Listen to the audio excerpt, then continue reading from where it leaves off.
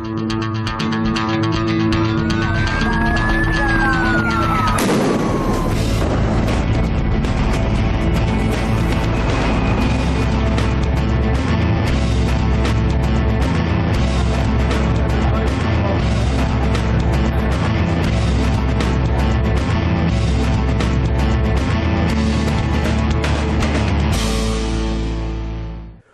to Comment with me, George Galloway, here on Press TV, still the voice of the voiceless. Comment is the big conversation. It can even be the great debate, but only if you join in. That's why, above all, I need your telephone calls.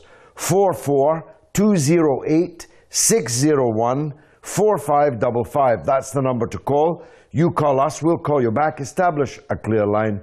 And remember, if you get on the television with me, the volume on your television has to be down at 0, or no one will understand us and I'll have to hang up on you. And the SMS number is, as always, 447800008066. The best of those will come up here on the comment wall. You can email us at comment@presstv.co.uk, and you can even tweet us at comment_presstv, and all of those too, if they're good enough, will come up here on the comment wall. Well, we've two subjects tonight. The first one concerns the decision of the military junta in Egypt to execute the actual president of Egypt, Mohamed Morsi. President Morsi was overthrown in a military coup d'etat, and now he's facing the hangman's noose.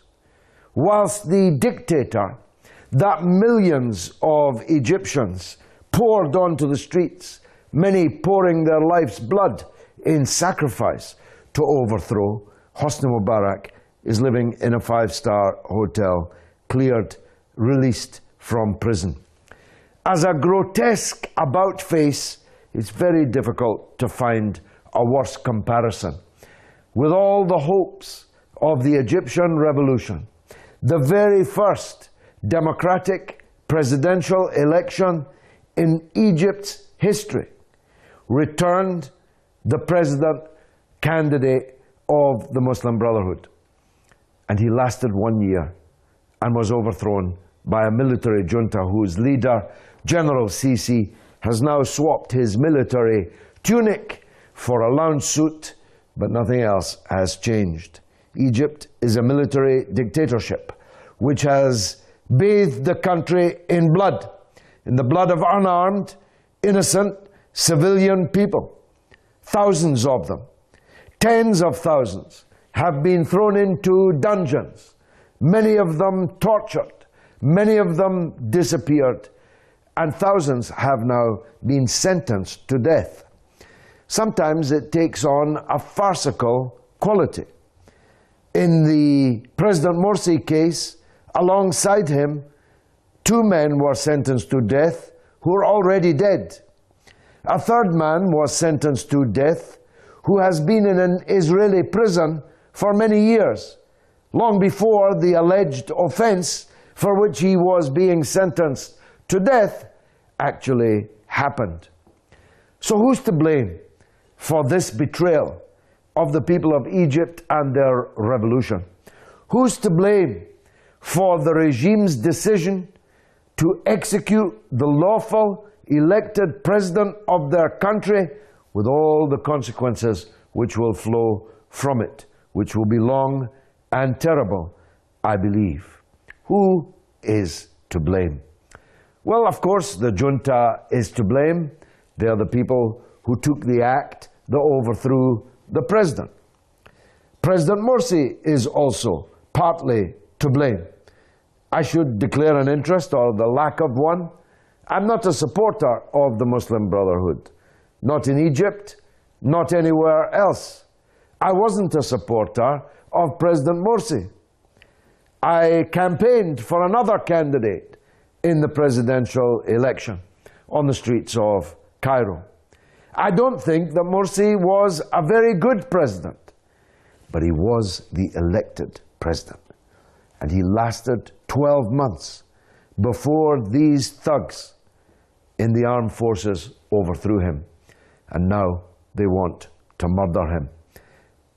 And thirdly, of course, those old familiar suspects are lurking at the side of the stage.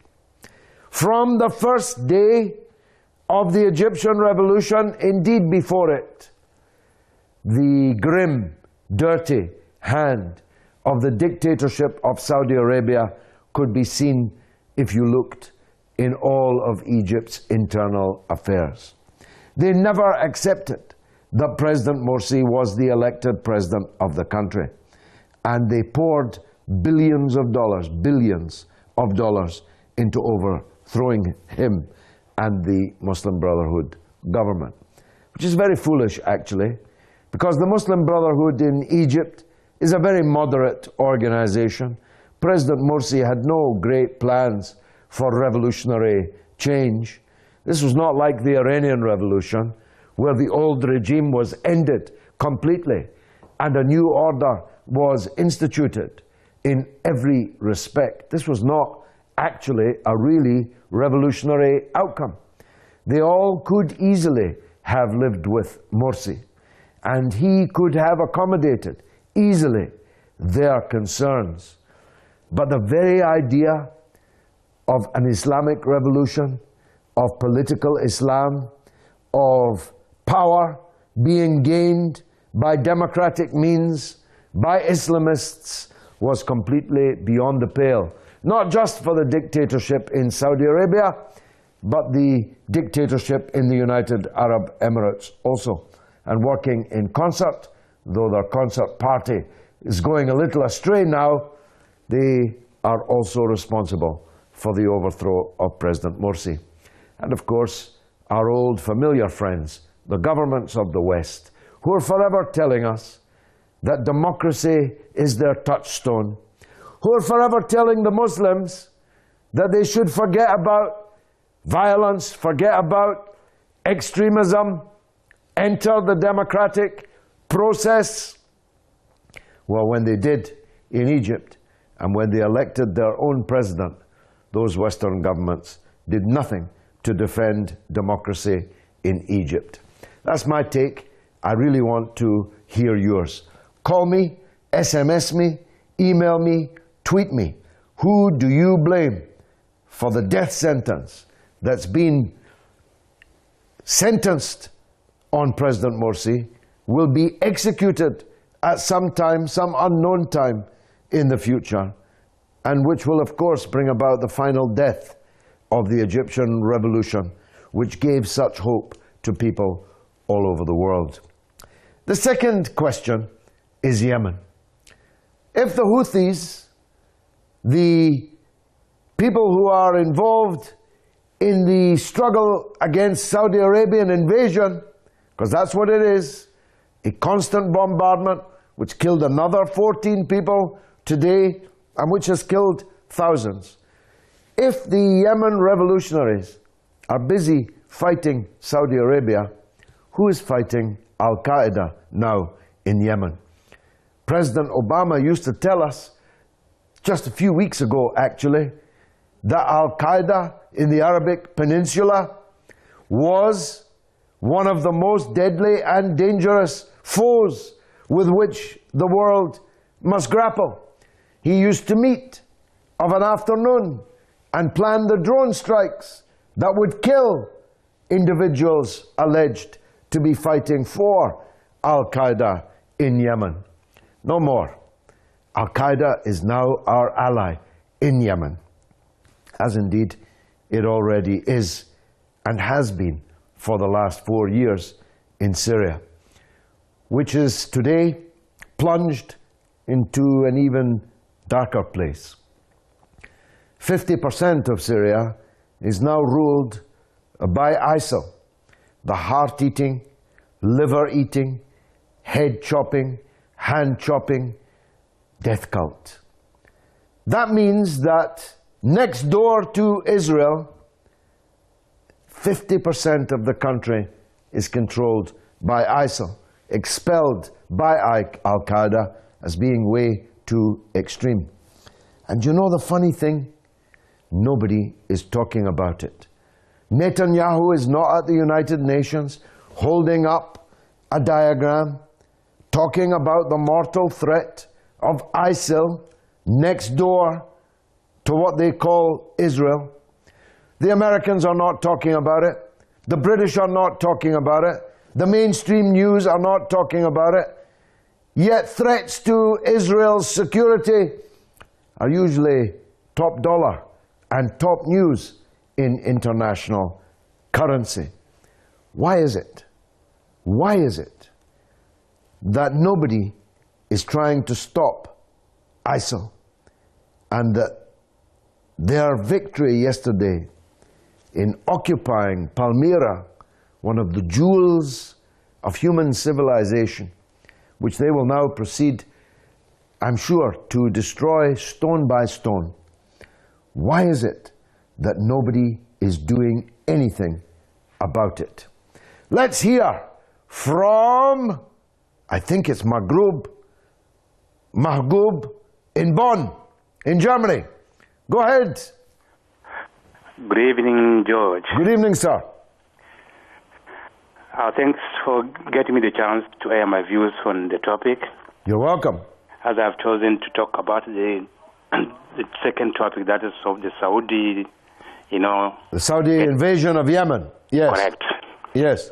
Taking the war, now nobody knows who is going to fight Al-Qaeda, but apparently the war is very clear. Saudi Arabia has been always the country which has been financing Al-Qaeda, training them, sending them everywhere to hotspot areas where their interests lie, regardless of their faith, although the faith prohibits them or prohibits the Muslims in the whole world not to advance to such endeavors. And here they are well backed and promoted, financed by their supporters, of course, the United States. And they had, after President sold quite a lot of weapons to Saudi Arabia, billions and billions and billions of these strategic weapons. Tens of billions, yeah. And apparently these weapons, the Americans have realized that they haven't been used anywhere else. So it is good for them now to use their proxy to make use of these weapons so that, of course, tomorrow they will come and tell them again, scare them of the so-called threat of Iran in the area, that they need more modern weapons to keep, of course, their industrial war machineries keep flowing into the region. And the Saudis, of course, as their satellite state, will jump in and invest quite another hell of money into that particular project. Yeah. So the Al-Qaeda for them, in fact, is a means of trying to see that they can advance their market, one. And two, it's a way, in fact, of trying to protect their main supporter, I mean the Israeli state, which is in that part of the world, to let people divert their attention to this pocket of Arab, American and Saudi created mercenaries, giving Israelis the chance to advance with their atrocities and mismanagement of the occupied land. Well, Palestine is just not on the international agenda anymore, brother, because why would it be when virtually the whole, or much at least, of the Arab world is drowning in blood being shed by each other? The war in Yemen is definitely a proxy war, as you say, of course, but it is being fought from the air by Arab pilots. It's Arabs that are murdering Arabs in Yemen, and it's Arabs that are murdering Arabs in Bahrain, Arabs that are murdering Arabs in Saudi Arabia, and I could go on. And I'm trying to avoid the two elephants sitting in the corner called Iraq and Syria, where whoever is responsible for setting whatever up the people who are now decapitating, I'm not making this up, decapitating children at Palmyra, 10, 11-year-old children being decapitated by this death cult, this murder cult, which is about now to destroy, may now, right now be destroying one of the most ancient heritage sites in the world, as they did previously at Nimrud and elsewhere in Iraq. So the answer to my question, who is fighting Al-Qaeda now? Well, none of the people that told us they were fighting them a very short time ago. None of them are fighting Al-Qaeda now, and some of them are helping Al-Qaeda now. This is the mess that we are now in. Brother, thanks for the call. It was an excellent one to get us started. Let's go to the United States, to North Carolina, to talk to Rayan. Rayan, welcome. Yes, hi George, how are you? By the grace of God, I'm good, sister. Go ahead. I couldn't have said it better. I just listened to you. Well, in regards to Egypt, I would like to blame the own people of Egypt first, of their support, of their letting themselves be brainwashed by the old regime's media, by believing that suddenly all the people that we lived with, by the way, I'm not a Muslim Brotherhood fan, I'm not a Muslim Brotherhood affiliated with them. Not that it is a crime, but I'm not. No, it's not a crime. It's not a crime, but I'm not either. And just let it, because now we have to say, if you are saying anything, you have to say, oh, I'm not a Muslim Brotherhood, in order for you to live peacefully. But we're not Muslim Brotherhood fans, no. We're not affiliated. At the same time, Rian, we need to say, I am Morsi. We are all Morsi, because this crime is being committed against all of us, not just the Muslim Brotherhood, not just Morsi. I agree. It is against everybody. We have now a dictatorship that is not only killing Muslim Brotherhood, and by the way, we have a new judicial minister that was part of the old regime of Mubarak, that said, you can listen to it on YouTube, that we are all, he and his group are all masters. The rest of the people are slaves. He literally said that. He had a lot of issues with stealing money, with stealing lands in the time of Mubarak. He is now the Minister of Justice. So you can believe, or you can imagine what justice is now in Egypt. People are totally divided, people are suffering, and nobody's doing anything. Respect to the Turkish Erdogan, respect to Germany now, who refused his visit, but who else is doing that? I don't know. Rian, let me ask you a question. One of the saddest things of all, I say sad, but actually I feel angry about it rather than sad. Well, the number of so-called liberals, so-called progressives, so-called leftists who were behind Sisi and his junta in their overthrow of the elected president after just 12 months in office. Now many of them are themselves in prison. Many of them are forbidden from doing any of the democratic things that they claimed that the Muslim Brotherhood potentially threatened. Now, all of these people are in the same jail as the Muslim Brotherhood, don't you think? Yes, they are. There are two motivations to the people who are now liberals, considered liberals. One of them is hatreds of Muslim Brotherhood for some reasons, and they are supporting Sisi for that reason. And even if they go to jail, they would still back him up because they do not want the Muslim Brotherhood to come back. The other liberals who are in jail and suffering, these are the people who are, our saviors or our hope that they will say something or they will do something. But let me tell you something. They are very little. They are helpless. They are afraid. They're being tortured in prison. And I don't know what the way out of it, because more than half the population is in poverty. And you know, when you have poverty, you don't have the right to even say something. So half the population will not say anything or not do anything. The rest of the people who can say or who can do anything are either in prison or even went out of Egypt. Well, what's going to happen in your view? You are Egyptian, yes? Yeah. My guess, I think a little bit more optimistic than you. I don't believe that this dictatorship will last. I don't believe that the Egyptian people have lost the confidence forever to, by revolutionary action, overthrow their tyrant. I know that Sisi will not affect the levels of poverty, even hunger, even starvation in Egypt.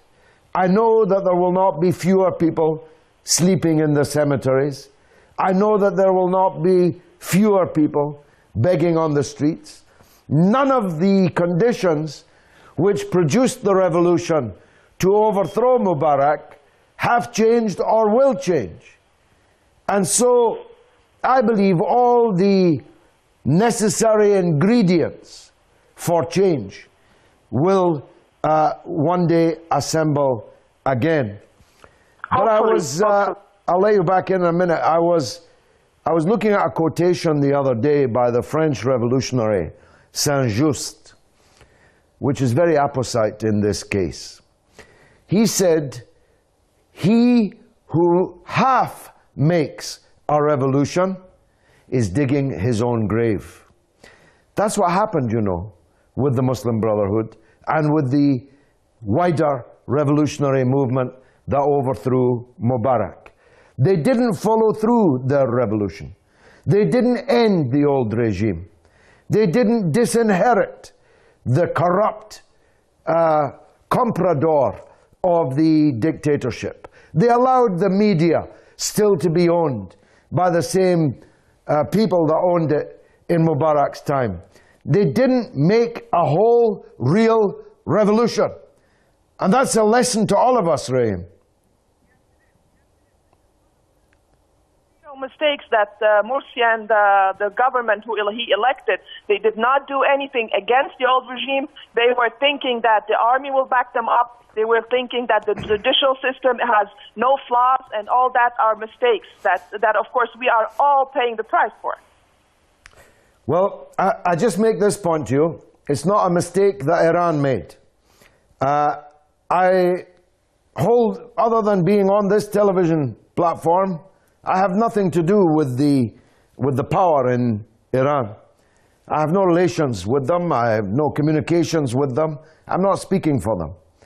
But what I do know is that the reason the Iranian Revolution succeeded and more than 30 years on still stands tall is because it was a real revolution and because it really finished the power of the old regime.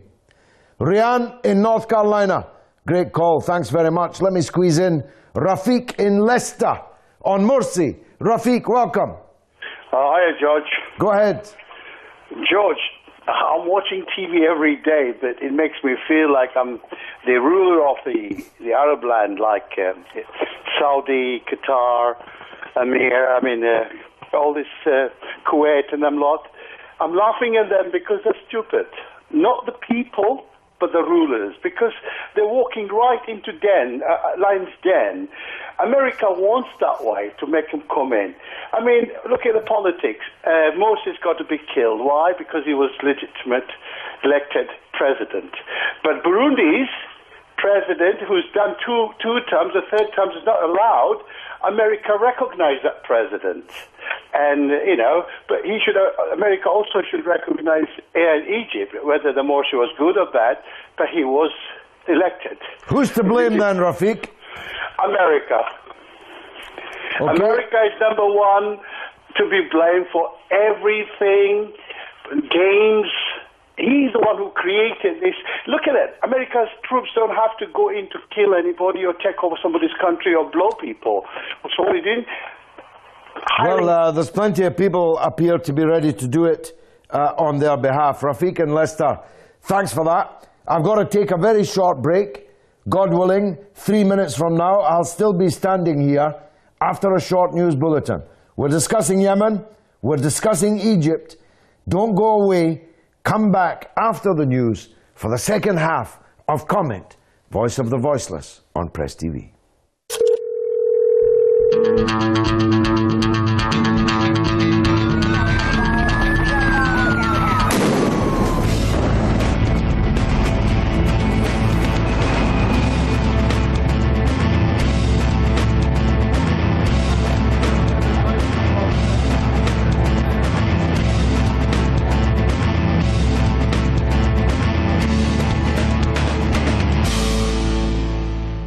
Welcome back to Comment with me, George Galloway, here on Press TV, still the voice of the voiceless. We're discussing, even debating tonight, the questions. Who do you blame for President Morsi's death sentence and the apparent death of the Egyptian revolution? And two, if the Houthis are busy having to deal with the Saudi invasion of their country, who's going to fight Al-Qaeda? And does anyone care if nobody's fighting Al-Qaeda because we're all Al-Qaeda now? Is that the attitude that's being pursued in Western capitals and other capitals in the region? Let's hear from the wisest young man in Scotland. It's Robert. Go ahead, Robert.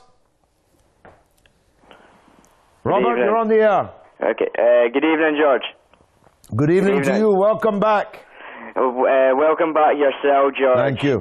Right, so firstly I'd like to say that the people behind the death of President Morsi were, without a doubt, the pathetic American and British governments that bankrolled this military coup d'etat against a democratically elected president. Fair enough, he wasn't the best president in the world, but he was democratically elected. That's the thing. And the thing is, this is not just a mere death sentence. This is political assassination carried out by a military dictator with the backing of the United States and the United Kingdom. Well, that's undoubtedly true. The junta is a client of the United States.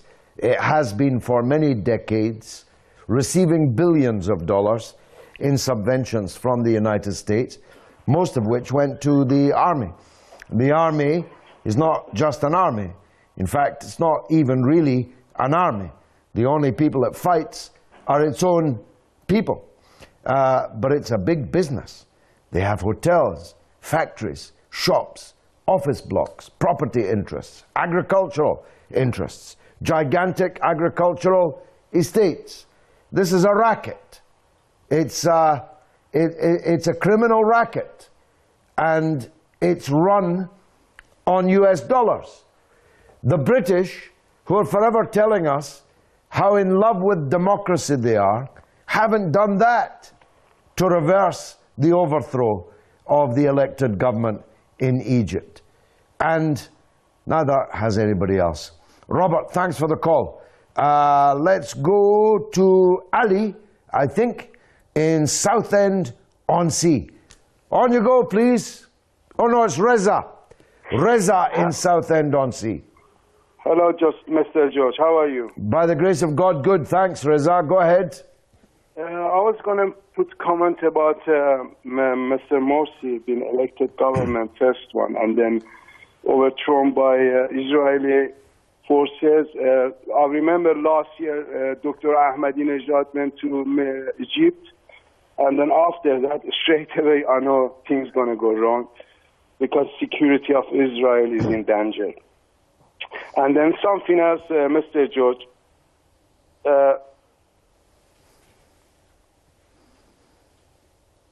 Yes, Reza, go on. Yeah, I just was. I had a press TV. I saw a report about French and Germany try to help expert agriculture in Iran. I'm just trying. I'm thinking they're going to poison Iranian. I'm a bit worried about that. I was going to put comment about that also. Mm-hmm. And also about Yemen. You know, it's just I think it's another step towards Malhama. You know, I don't know if you believe on that or not. What's that last point about Hamas? About, I think it says is Israel and an American joint operation towards Third World War and Malhama. I don't think there's going to be a Third World War, but there's definitely a war throughout the world. And Do you believe in Malhama? It's spreading. Say again? Do you believe in Malhama? What is it? Third World War is Al-Qamadon? No, I don't believe there's going to be a Third World War, no. I don't. Okay, Reza, thanks for the call. We're discussing the death sentence on the elected president of Egypt, which has been passed by the military junta there, led by the head of the army, General Sisi. And we're discussing Al-Qaeda in Yemen. Nasser is in London on the Egypt issue, and he's on next. Nasser, welcome. Thank you very much, George. Welcome. First, the question is who is to blame? Now, the first, I have to blame the whole leaders, or if you like, the rulers of the countries surrounding Morsi, surrounding Egypt. Now, can you imagine legitimate elected Muslim brotherhood organization elected in Egypt, while Saudi Arabia, Bahrain, all the surrounded countries, the power will be to the people, and America, the West, if you like, they will lose a lot. So they will. I mean, I was really, really happy and sad when I saw Morsi as a president. Happy because he was elected democratically, and sad, I had a feeling he will be removed by any cost. Yeah, I mean, it's pretty odd, Nasser, isn't it? Because he didn't actually do anything very much. He didn't have much time, but he didn't actually do anything very much to make these people angry or fearful. And neither, frankly, did the other Muslim Brotherhood governments that exist in the world. One of them still standing, the government of President Erdogan in Turkey. I mean, the Turkish government hasn't actually done anything against Israel. It hasn't done anything against NATO, of which it remains a member. And the Morsi government would have been weaker than the government of President Erdogan. And the Muslim Brotherhood government, which arose briefly in Tunisia in the form of Ennahda, didn't last long and didn't actually do very much and made some of the same mistakes that President Morsi made. So it's a bit odd to me that they all panicked and threw billions of dollars into overthrowing President Morsi. If I were in their shoes, that's not how I would have handled that. How do you see that? Democracy killed by... Hello? Yeah, go on, you're on the air. This is the hypocrisy of... he was elected democratically. Yeah. And who killed it is the people who promote democracy, the West. Yeah, hypocrites. They're not the democracies, they're the hypocrisies. Yeah, exactly. Yeah. Exactly. The only thing, and I'm annoyed as well, George, is when you talk about United Nations, it's a waste. I mean, they haven't done anything which is, in favor of people. Look at what happened in Yemen. People are dying every day. Look what happened in Gaza, in Palestine. Look what happened in Iraq, in Syria. United Nations are absent. International, human rights, what we call, they're all corrupt. I mean, to me, I see them all corrupt because there is no solution for it. And there is solution if they want. Okay, Nasser, thanks for that call, mate. Terrific call. But I've got Libya on the line, where Stephen waits to talk to me. Stephen in Libya, welcome.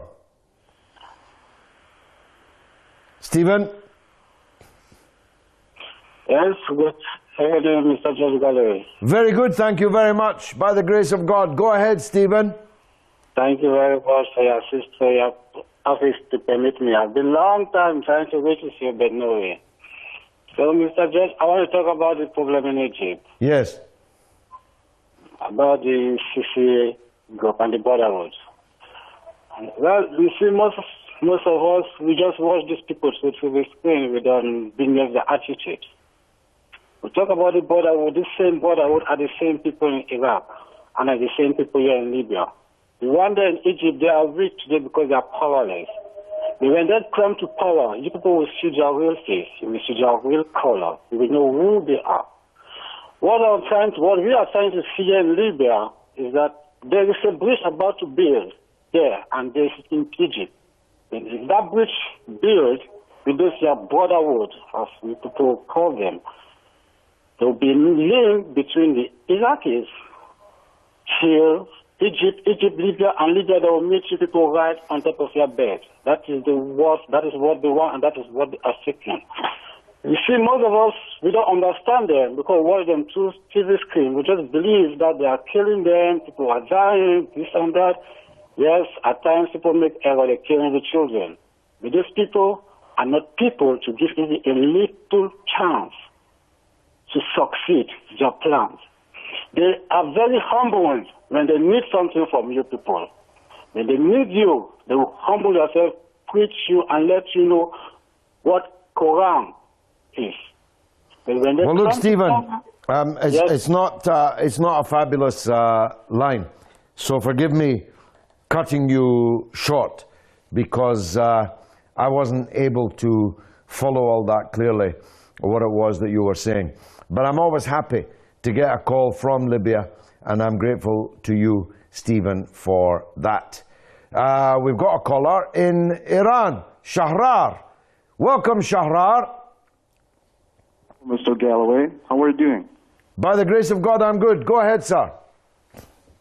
First of all, I just wanted to thank you for your nice program. Of course, it's so brilliant, and you are truly voice of the voiceless. Thank you so much. So I wanted to speak about Mr. Morsi, and of course, yes, it's a catastrophe when you see a kind of democratically elected government is toppled down by a junta or a coup d'etat or anything. But of course, not forget that he wasn't so democratically elected.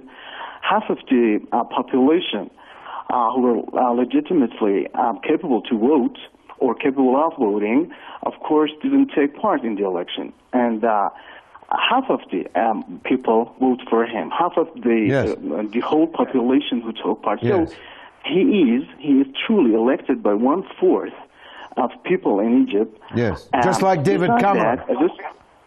Exactly the same proportion as David Cameron is now ruling Britain.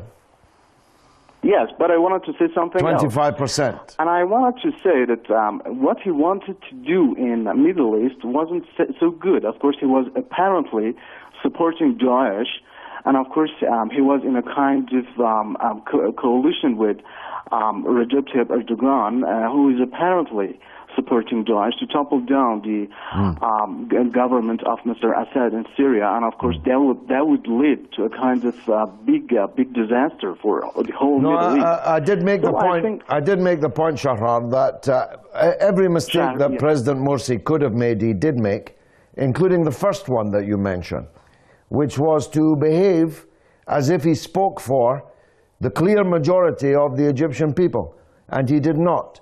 He should not have attempted to rule as a single-party government. In a country emerging from decades of dictatorship and where the president wins only 51% of the vote, which, as you say, was actually only a quarter of all the people who could have voted, it was sheer folly not to try harder to make a broadly based national coalition government. Exactly the kind that is needed in Yemen today. And of course, the foreign policy follies for which he's responsible and to which you have alluded is absolutely correct.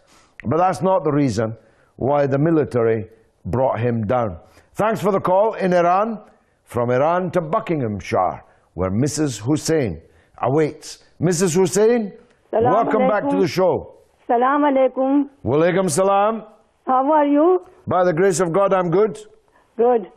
Yeah, I was listening the whole program. MashaAllah, you always speak very well. Thank you are you. a fair person, that's why. Thank you. So what I was thinking, few days ago there was a demonstration outside Saudi embassy. So I made a placard and the shajara of the Saudi, shajara means family tree.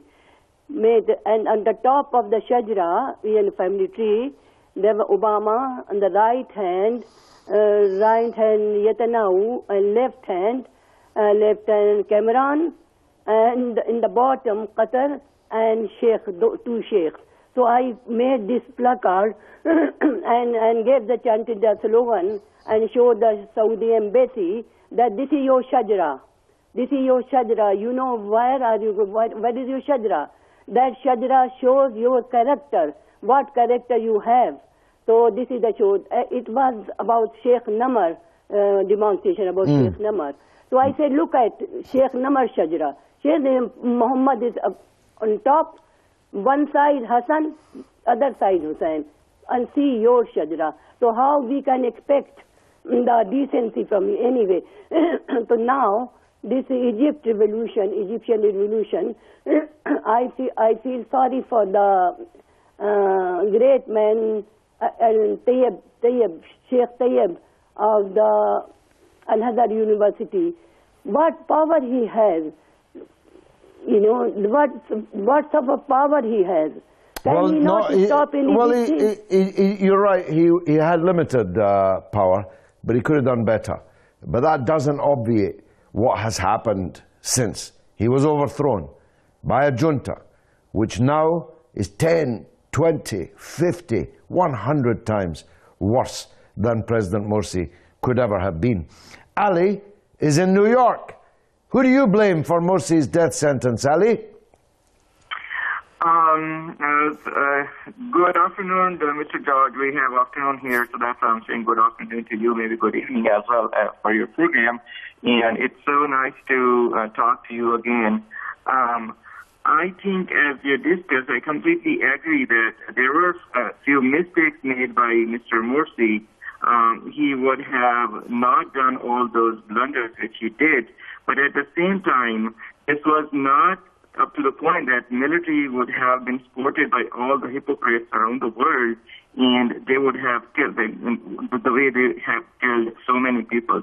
And, you know, it's so strange that the person who have killed thousands of people, you know, his predecessor, Mr. Hosni Mubarak, he has been released. And this person who was elected president has been put behind the jail. And he has been sentenced to death, given the sentence for death. This is just hypocritical system. I think he had, you know, mistakes made, but, you know, he does not deserve a death sentence at all.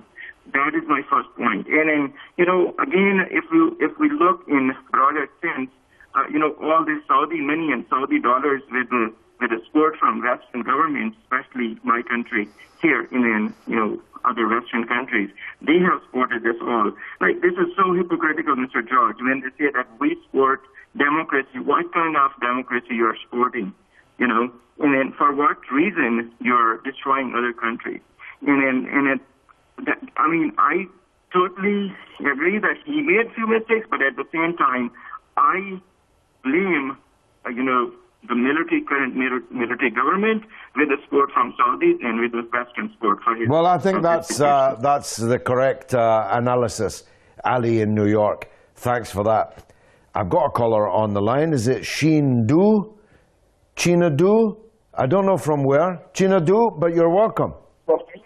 Yeah, thank you, George. From Nigeria. From Nigeria, welcome. Go ahead, brother.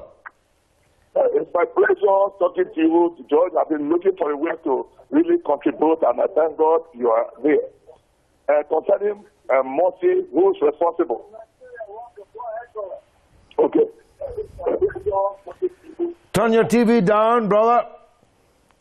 Okay. Okay, what I'm saying is that Morsi is responsible for his own death. Morsi betrayed the revolution. Morsi also made inflammatory statements in the stadium rally, where he spoke against the Syrians and spoke and he urged Egyptians to go there to fight. I believe that was the end of his demise. I'm sorry, brother. This line is just too bad. I'm very, very sorry about that. Reza is in Miami, in the United States. My goodness, all these sunny places. I enjoy your show. Thanks, Reza. Go ahead. Thank you. The fall of Morsi, I blame it in Morsi himself and his organization and the weakness of Egyptian people, because he fell in the trap of sectarism, which was a ploy designed by a Zionist entity. They invited him to attend the Islamic conference in Iran. They had to twist his arm to attend, and when he opened up his speech, he started by saying, in the name of Omar and Abu Bakr, instead of say Bismillah. And second, don't blame anything is happening to the Arab world. You have to blame it on themselves, not blame it on America. America is more hostage and occupied by Zionist Jews than Palestine. So we should designate a day to pray for freedom of America from the Zionist regime in the world. The day America will be free, the whole world will be free. And thank you, George. Thank you. Here's hoping it's free sometime soon from the interests of others and begins to act in its own interest. That would be a big step forward. But it's nothing to do with Jews. This is a very important point. It's nothing to do with Jews. Most of the Zionists in the United States of America are not Jews. They're Christians, evangelical Christians, fanatic evangelical Christians who don't even like Jews. It's very important to remember that. Akib is in London, and he's the last caller. Akib, welcome. Hi, George. How are you? By the grace of God, I'm good. Nice to hear from you. Go ahead. Yeah, I'd just like to say, we keep saying the Egyptian revolution and everything, but in my opinion, the Egyptian revolution never actually happened. It was actually stunted. If you remember going back to when all those protests were happening against Mubarak, and the Western world, like Hillary Clinton was Secretary of State, and there was Oh dear. Akib, are you there? Well, let me paraphrase for Akib. I think he was making the point that there wasn't actually a real revolution in Egypt, which is in a way the point that I tried to make right at the beginning. And with my quote from the French revolutionary Saint-Just, that those who merely half make a revolution are actually digging their own graves. And that's what's going to happen if this death sentence on President Morsi is carried out. You see, you can't win 51% of the vote, that being 25% of the population, and expect that the old regime is going to sit quietly whilst you carry on with your reforms and your transformation. You have to assemble and build a coalition of forces that is capable of resisting the old regime, the army, the media, the secret intelligence services, and all the rest. That didn't happen in Egypt, and the rest is history. You can continue on Twitter. Hello, just comment your name and the place you that number. And just make sure that your television volume is set to 0. So 0. Can you spell your name for me? Yeah, I know. You redirect me to put through the phone number and then we'll call you back. Comment. And then can I have your telephone?